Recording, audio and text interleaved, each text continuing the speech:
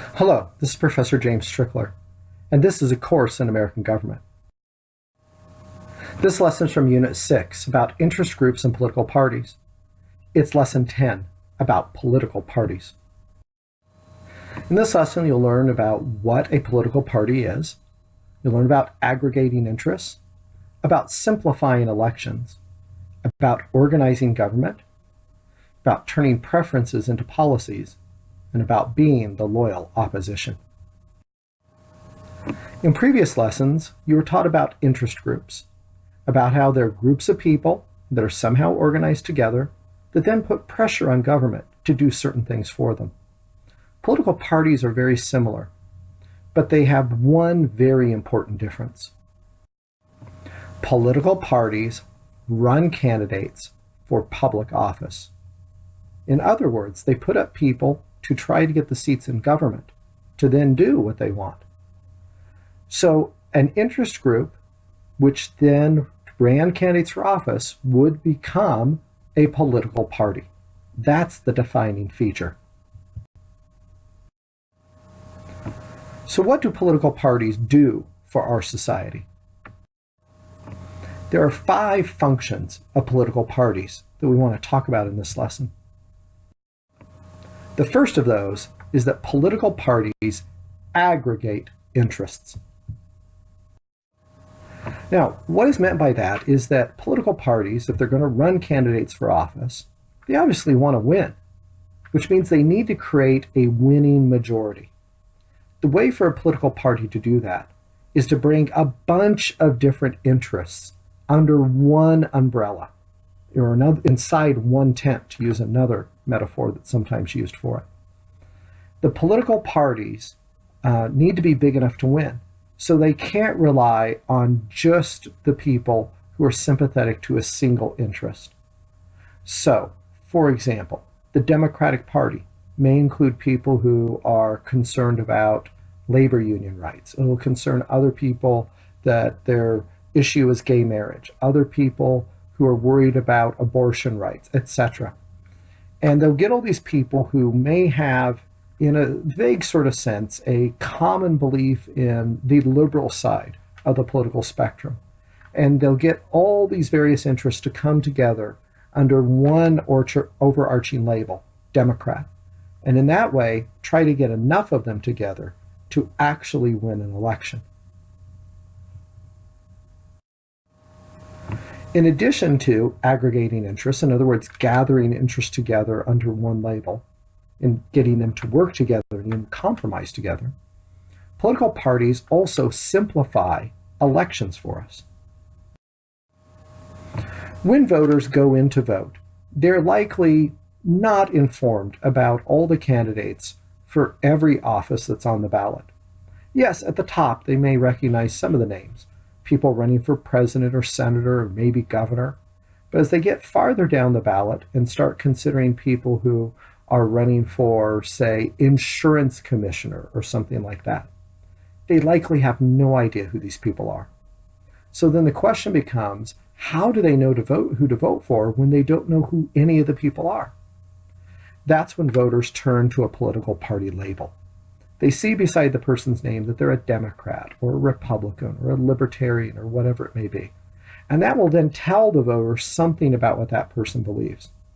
And the voter can say, well, I'm generally speaking in agreement with the Republican Party.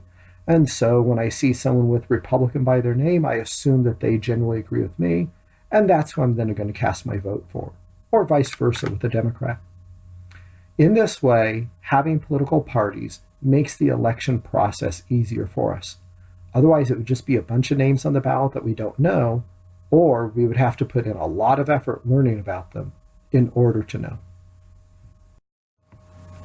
In extreme cases, particular area will even put on the ballot an opportunity for the voter to simply cast one vote, to have it count for every single candidate on the entire ballot who's a member of their political party. This is called straight ticket voting, and it's the most extreme and easiest way to do it. A person can still do straight ticket voting by going through simply one race at a time and voting for a person who's of their political party every time. This is actually a fairly common way to vote. People decide, well, I'm generally speaking a Republican, so I'm going to vote for every single Republican, or generally speaking, I'm a Democrat, I'll vote for every single Democrat. This straight ticket voting is very easy to do, but it is not exactly the most careful way of voting, because you can't always be sure just because someone has a particular label by their name that they'll really follow through with what you expect them to do. And in rare cases, you may be, let's say, liberal, so therefore you choose to vote for the Democrat. But in that given race, maybe the Republican's actually more liberal than the Democrat is, or perhaps even some member of some other political party would better fit your views, whatever they are. But straight ticket voting is easy, and at least ensures you that most of the time, the person that you're voting for will, in a general sense, match the values that you have with you in the voting booth. The next function of political parties to discuss is that of organizing government. Political parties make organizing government easier because it's the political parties themselves that oftentimes choose who will serve as leaders within the government. I'll use an example that we've previously seen in this course. In the unit about Congress, we discussed the leadership structure of the House of Representatives and how it's led by a Speaker of the House who's assisted by a majority leader and majority whips, and then there's committees. And on these committees, there is a chairperson, and then each committee has a majority from one political party or the other. Well, that organization is decided upon by the members of the majority political party before the Congress even meets for the first time after an election. An election is held. We figure out which party is in charge by them having a majority in that chamber. Then the members of that majority party get together and they work out amongst themselves who they want to have as the Speaker of the House and who should be committee chairs and things like that.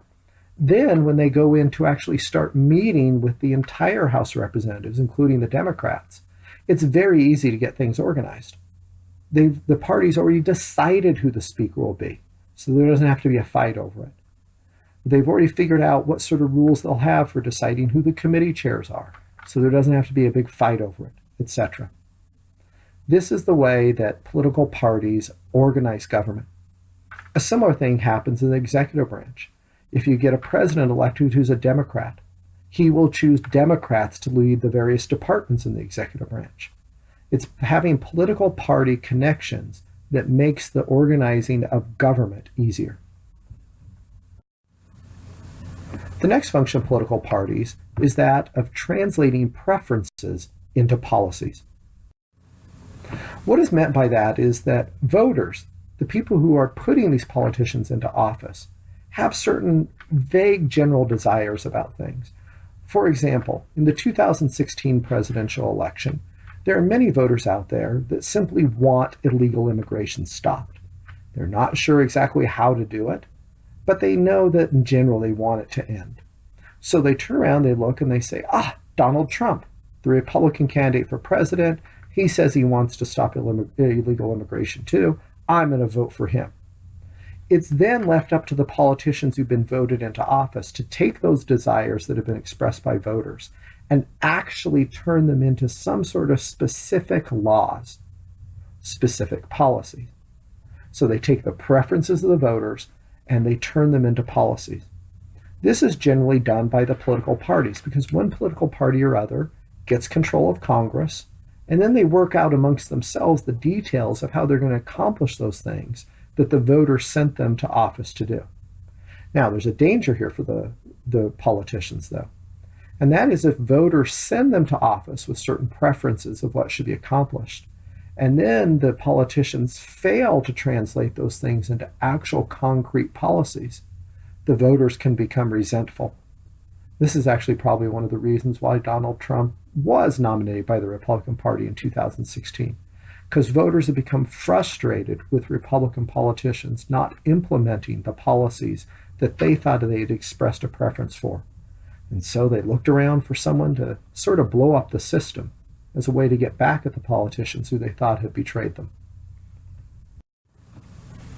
The next function of a political party is to provide a loyal opposition. Now, the thing that they're being opposed to when we call them a loyal opposition is they're being opposed to the other political party. Now, this is actually a helpful thing in that they provide an alternative for whatever the other party's doing. So you have some party in the majority implementing its policies, whatever they are. And if the public decides that they aren't really liking those policies, they can turn around and see the minority party there saying, hey, we said not to do that. We said you should do this other thing instead. And that then provides the voters with an alternative to perhaps then vote for the next time around. So that's the opposition part of loyal opposition. They are opposing the other party. What they are loyal to is to the political system. So even if they lose, they aren't going to go grab their guns and try to start a revolution. Instead, they'll work within the rules that we already have to simply become the majority the next time around. It's important that political parties in America serve this purpose, because as long as both political parties are willing to do this, we can have peaceful transitions of power.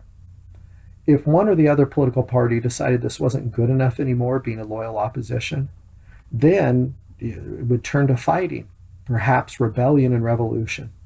Fortunately, in over 200 years of American history, our minority political parties have chosen to fulfill the role of loyal opposition rather than revolutionaries. Now let's review what you learned in this lesson. What makes a group a political party? Is it having common interests? Is it putting pressure on government? Or is it that they cooperate with other groups? Or is it that they run candidates for office? What makes a group a political party is that they run candidates for office. What is straight ticket voting? Is it voting for the candidates of just one party? Is it always voting for the Republican Party? Is it paying to be allowed to vote? Or is it being penalized for voting? Straight ticket voting is voting for just one party. How do political parties organize government? Do they do it at a constitutional convention? Do they do it through amendments being passed? Do they do it by choosing the leaders of Congress or by establishing departments in government? A way that political parties organize government is by choosing the leaders of Congress. What do parties do with voters' preferences? Do they argue against them? Do they ignore them? Do they transform them into policies? Or do they force the voters to give them up? They transform them into policies, or at least ideally, that's what they should be doing. To whom are American parties loyal? Are they loyal to each other? Are they only loyal to themselves? Are they loyal to our political system? Are they loyal to foreign powers? American political parties are loyal to the American political system, which is one of the things that makes it so stable. That completes this lesson. From the next lesson will also be from Unit 6.